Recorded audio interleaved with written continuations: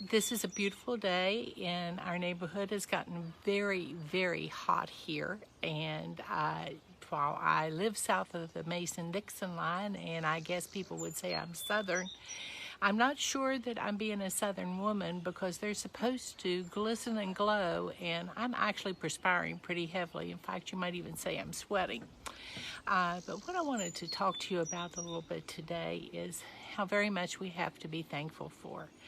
And today I have sort of dedicated to remembering of my many, many blessings, of which you all are thousands.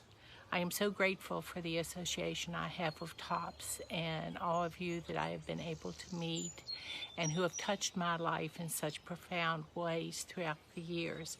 Right before I came on, a friend of mine from down in North Carolina sent me a really cute video that had me giggling and laughing before I came on. And it just sort of filled my heart with laughter, which is always a good thing on a beautiful day like today, which has behind it so much sadness and so much sorrow for those who have gone on ahead of us to pave the way for freedom. And we always want to honor and appreciate them. My dad was a veteran of World War II. My brother was a Vietnam vet. I have two boys that were in Desert Storm.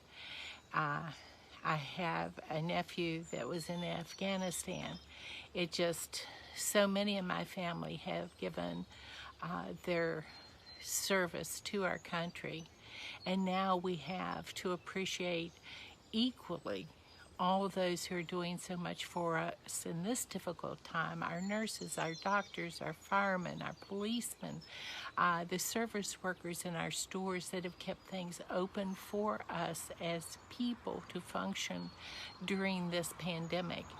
So my plate is full of gratitude. And as I look at the sunshine and the bright blue skies and the trees budding out, I am so grateful to live in this country. You know, those of us here in the United States and Canada take our freedom sometimes for granted. And we are so lucky. We are so blessed. We have the opportunity every day to live freely, to live our best lives. And yes, things are a little inconvenient now, but it'll get better. It's going to pass. And what we're trying to do in my neighborhood today is make the best of what we have right now.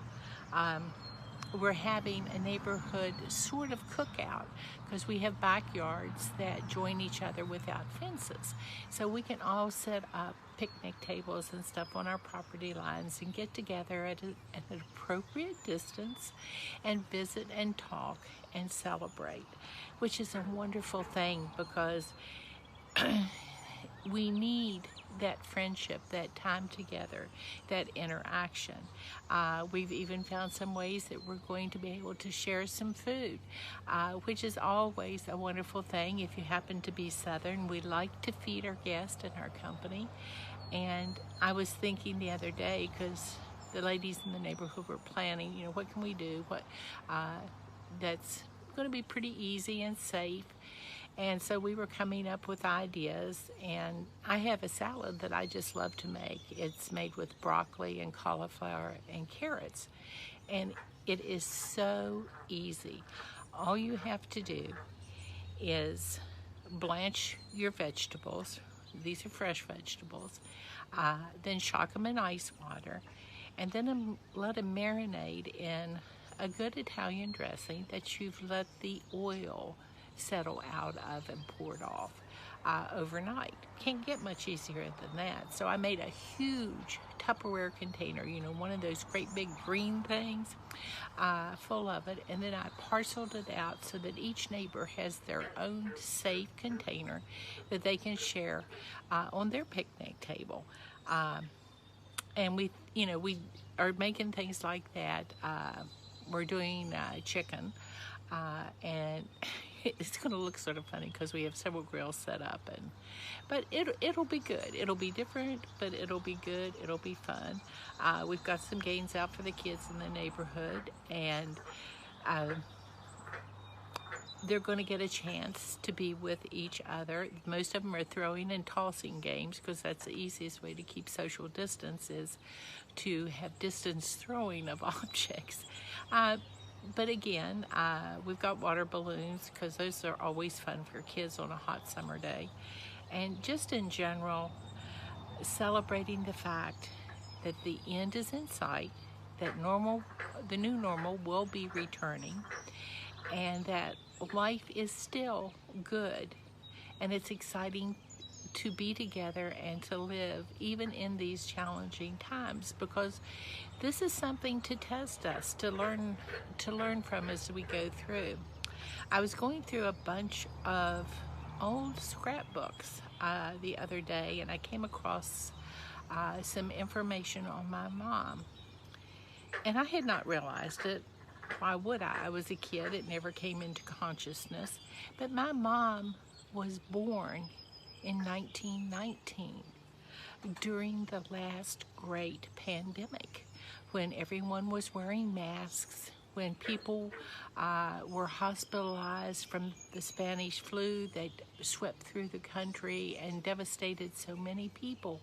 And her mother gave birth to her during the height of that epidemic, and she survived to have actually 3 more children, to rear a very large family.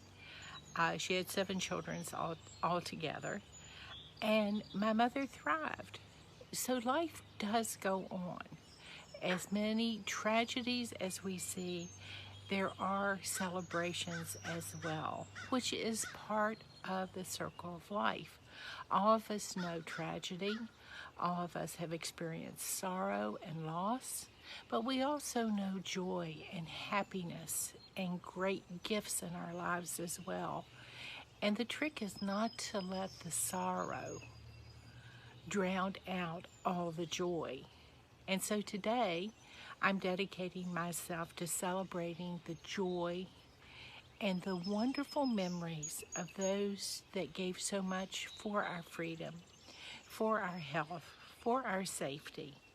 I hope you'll join me too. I don't want this to be long today, because I know that all of us have things with hopefully friends and family that we're going to be able to do in some context today, even if it's only Zooming in with your loved ones today. That's a blessing. We have the technology to make it possible to see and to hear those people we miss and care about that can't be with us. And maybe we will be able to share in real time, face to face, with some of our families as well. So I'm going to wish all of you a wonderful Memorial Day, filled with the celebration of those who helped make it possible for us. Have a great day. Know that I love you. My weigh-in's tomorrow, and I'll do a quick check-in then, just for a couple seconds. Take care. Bye-bye for now.